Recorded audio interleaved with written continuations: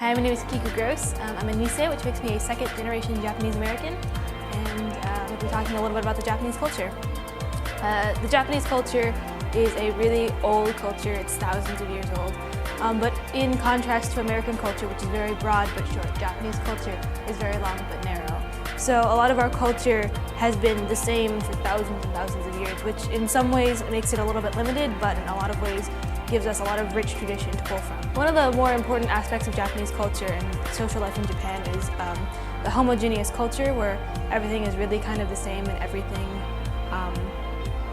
more or less is based around not causing problems. There's a well-ingrained politeness culture where everything you do should be in consideration of others. So, there's 1,000 different ways to say I'm sorry, and depending on what kind of situation you're in, you're apologizing for inconveniencing someone else because you're sneezing, or because you didn't hold the door open for them long enough, or apologizing for emotional distress after a loved one died, but they're all different ways of saying sorry.